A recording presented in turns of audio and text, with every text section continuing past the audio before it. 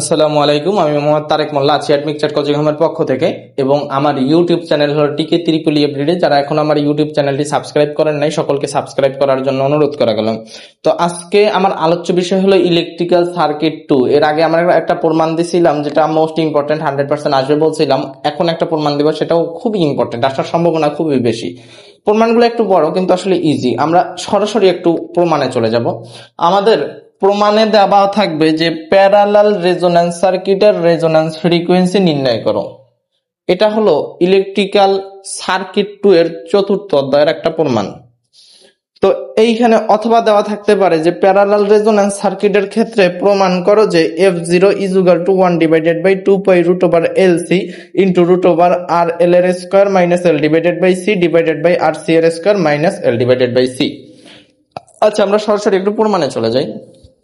আমাদের বলা আছে parallel resonance circuit. Parallel resonance সার্কিটের সার্কিটটা হবে প্যারালালে একটা রেজিস্টরের সাথে একটা ইন্ডাক্টর থাকবে, ওইটার প্যারালালে একটা রেজিস্ট্যান্সের সাথে একটা ক্যাপাসিটর থাকবে।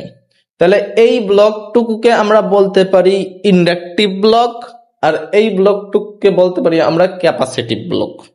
ক্লিয়ার ব্যাপারটা? তাহলে আমরা এখন ইন্ডাকটিভ এর অ্যাডমিটেন্স আমরা যদি বের করতে যাই, যে ইন্ডাকটিভের অ্যাডমিটেন্স যদি আমরা বের করতে যাই, দেখেন ইন্ডাকটিভ জিনিসটা হলো এই স্থানটার অ্যাডমিটেন্স বের করতে হবে।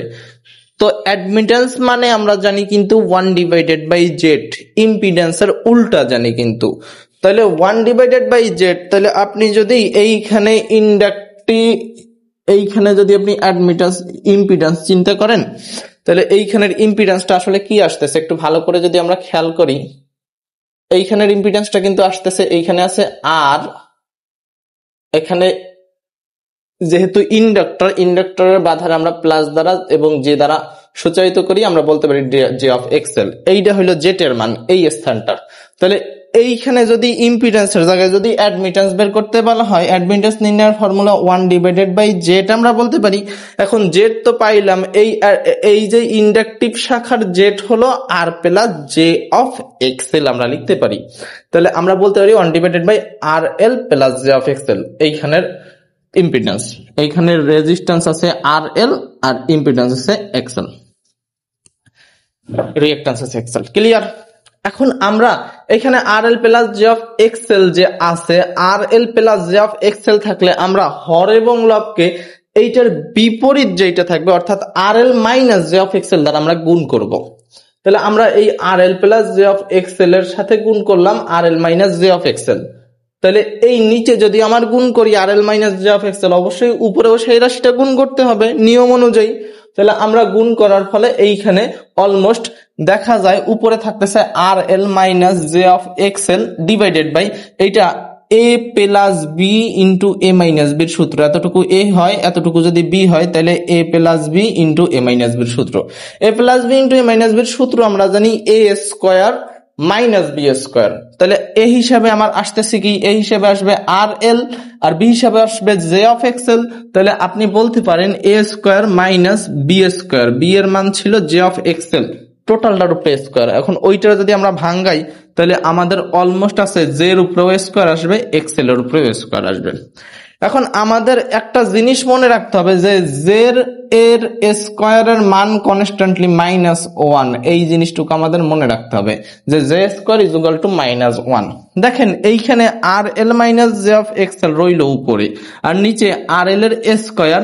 এই জে স্কোয়ারের পরিবর্তে যদি -1 আসে, তাহলে -1 এর সাথে যদি এই মাইনাসটার গুণ করেন, তাহলে -1 অলমোস্ট প্লাস হয়ে যাবে।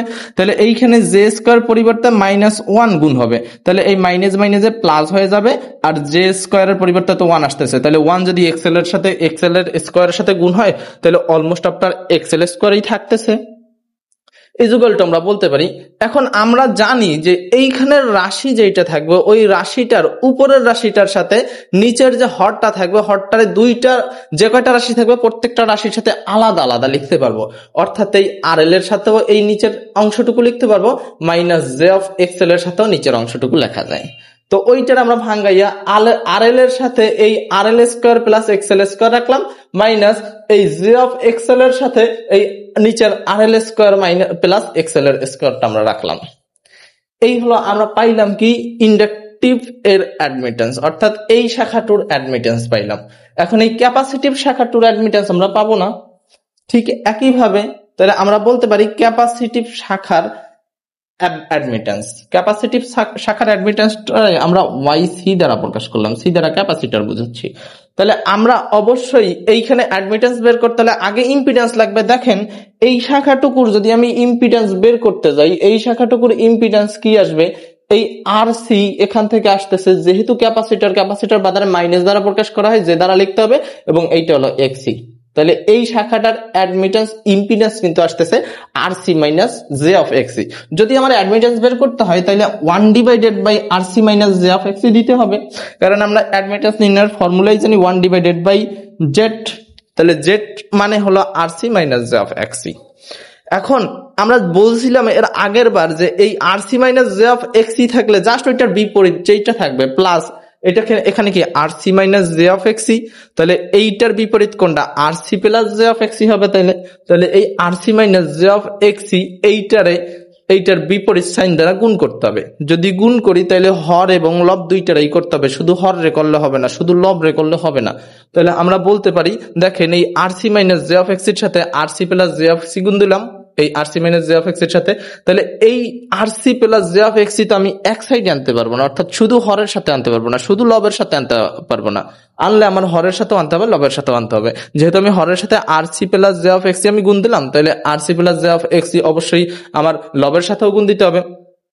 এখন আমরা ওই আগের মতো আর সি প্লাস জে অফ এক্সি উপরের অংশটুকু থাকলো, আর নিচে আর সি মাইনাস জে অফ এক্সি এর স্কোয়ার। এইটা কি এ plus B into A minus B এর সূত্র। তাহলে আমরা বলতে পারি এ স্কোয়ার মাইনাস বি স্কোয়ার। এই আর সি এর স্কোয়ার মাইনাস বি বলতে জে অফ এক্সি এইটার স্কোয়ার করলে জে স্কোয়ার এক্সি এর স্কোয়ার আসে। এখন ইজুগালটা আমরা তো জানি যে স্কোয়ার ইজুগাল টু -1। তাহলে আপনি আর সি প্লাস জে অফ এক্সি উপরের অংশটা উপরে আপনি রাইখা দিলেন, আর এইখানে থাকতেছে আর সি মাইনাস জে অফ এক্সি। এই জে স্কোয়ারের পরিবর্তে আপনি -1 গুণ দিতে পারেন, তাহলে মাইনাসে প্লাস হয়ে যাবে অলমোস্ট, আর শুধু এক্সি এর স্কোয়ার থাকবে। তাহলে আপনি এই আর সি এর সাথে এই এক্সি এর স্কোয়ারটারে আলাদা রাখতে পারবেন, প্লাস জে অফ এক্সির সাথে এক্সি এর স্কোয়ারটারে আলাদা রাখতে পারবেন।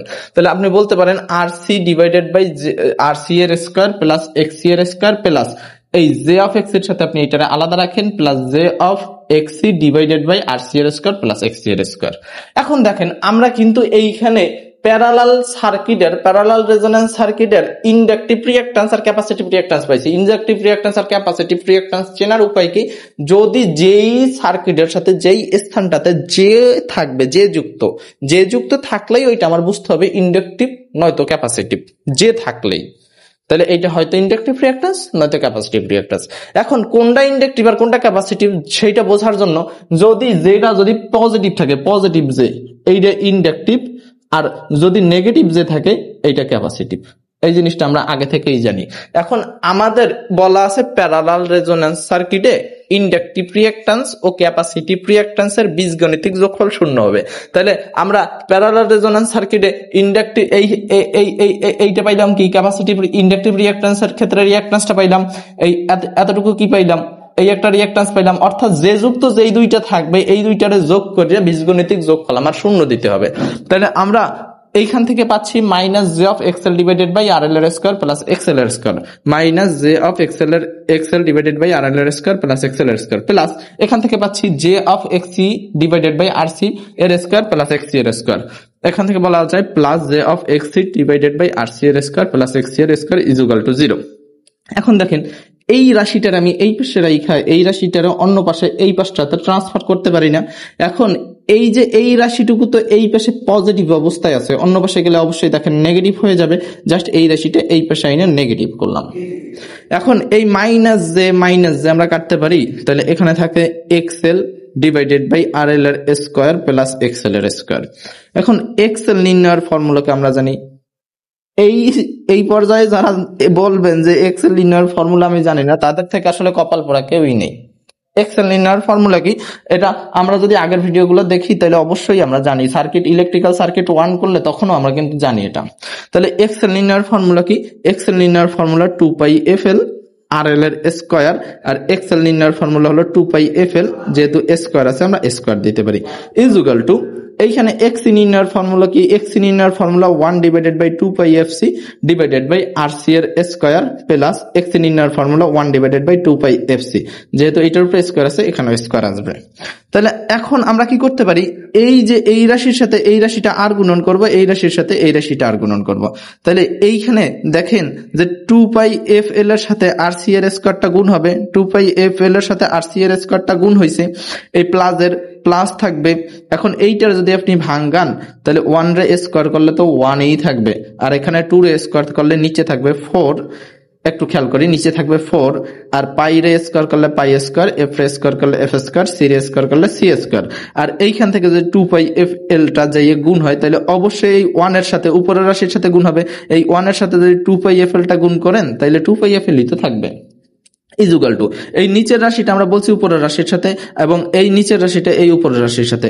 এখন এই রাশিটা যদি ওই রাশির সাথে গিয়ে গুণ হয় তাহলে এই রাশিটা তো সরাসরি গিয়ে এই 1 এর সাথেই গুণ হবে, অর্থাৎ আর এল এর স্কয়ার প্লাস 2 পাই এফ এল এর স্কয়ার, এটা গিয়ে কিন্তু 1 এর সাথে গুণ হবে। তাহলে আপনি বলতে পারেন আর এল এর স্কয়ার প্লাস এই 2 পাই এফ এল এর স্কয়ার যদি আপনি ভাঙ্গান 2 দুগুণে 4 pi square F square L square আসবে, 2 দুগুণে 4 pi square F square L square, আর নিচে শুধু 2 পাই এফ সি থাকতেছে।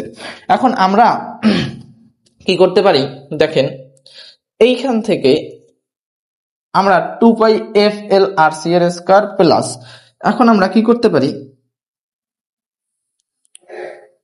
এইখান থেকে এই 2 আর 4 এর সাথে যদি কাটি তাহলে 2 আসে, পাই এবং পাই স্কয়ার সাথে কাটলে পাই আসে, এফ এবং এফ স্কয়ার সাথে কাটলে এফ আসে। এখানে তাহলে 2 পাই এফ সি এর স্কয়ার, এল থাকে উপরে, উপরে থাকে শুধুমাত্র এল, আর নিচে থাকে 2 পাই এফ সি এর স্কয়ার, 2 পাই এফ সি এর স্কয়ার। ক্লিয়ার ব্যাপারটা? ইজ ইকুয়াল টু এই পাশে কোনো পরিবর্তন করলাম না, এই পাশে আমরা এভাবেই রেখে দিলাম। এখন আমরা কি করতেছি, উভয় পক্ষের সাথে 2 পাই এফ দ্বারা গুণ করব, অর্থাৎ এই রাশিরও 2 পাই এফ দ্বারা গুণ করব, এই রাশিরও 2 পাই এফ দ্বারা গুণ করব, এই রাশিরও 2 পাই এফ দ্বারা গুণ করব। এখন এখানে একটু লিখে নেবেন যে উভয় পক্ষকে 2 পাই এফ গুণ করে। এখন এইটার সাথে যদি 2 পাই এফ আপনি গুণ করেন, 2 পাই এফ ইন্টু এই রাশি প্লাস 2 পাই এফ, এই এল ছিল এল ডিভাইডেড বাই এই রাশিটুকু, ইজ ইকুয়াল টু, এখন দেখেন এই রাশি টোটাল রাশির সাথে 2 পাই এফ আপনি গুণ করবেন, এই রাশিটুকু এখানে রাখলেন আর 2 পাই এফ সি আপনি রাখিয়ে দিলেন।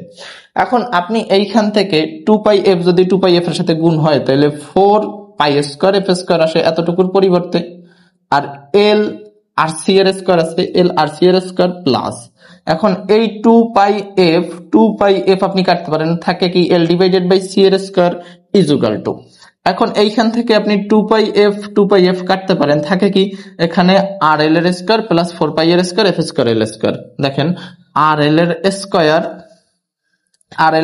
প্লাস 4 পাই এর স্কয়ার এফ এর স্কয়ার এল এর স্কয়ার।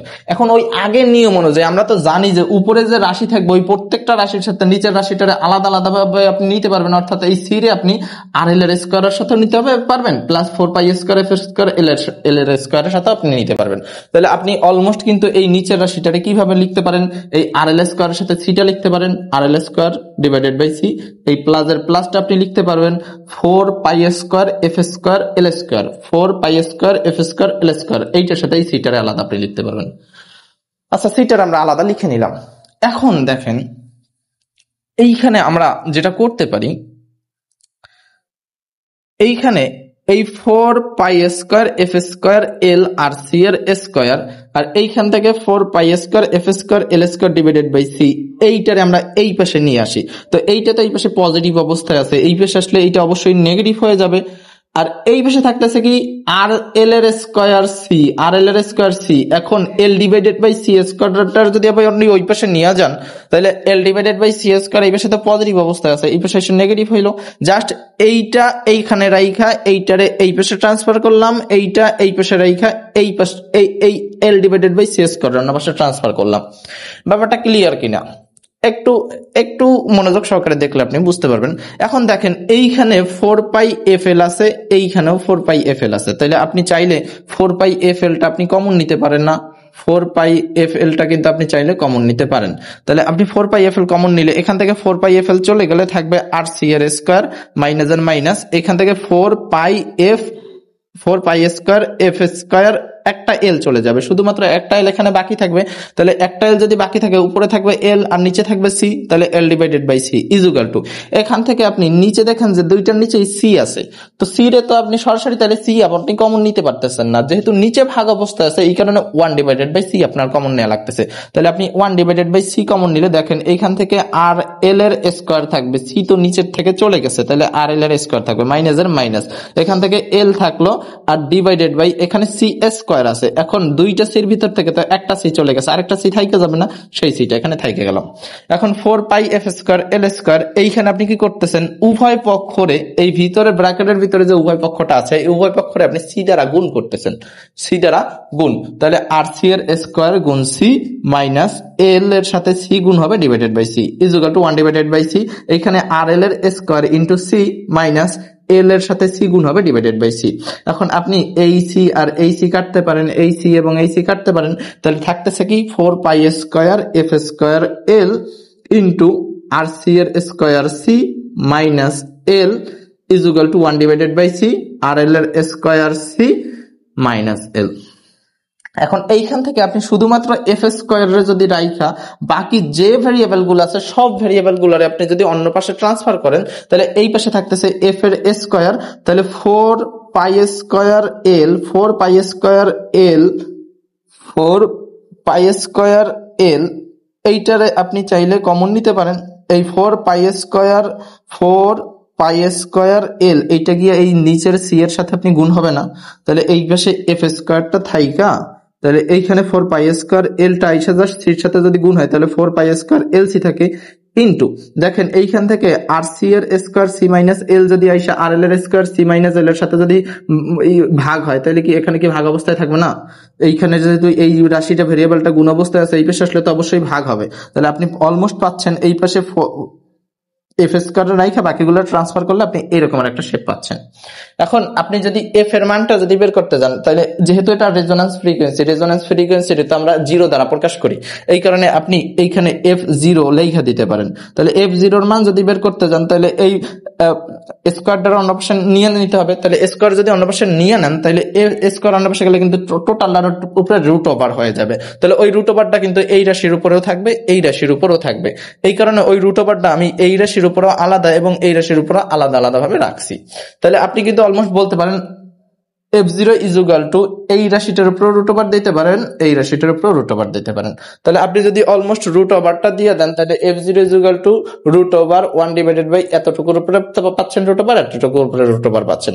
এখন এইটারে যদি রুট করেন দেখেন 1 রে যদি রুট করেন তাহলে 1 থাকবে, 4 রে রুট করলে থাকবে 2, পাই স্কয়ারে রুট করলে পাই স্কয়ারে কাটা যাবে শুধুমাত্র থাকবে পাই, এবং এলসি রে রুট করলে রুট ওভার এলসি থাকবে ইনটু এই রুট ওভার আর এল এর স্কয়ার ডিভাইডেড বাই সি, এটা ঠিকঠাক থাকলো।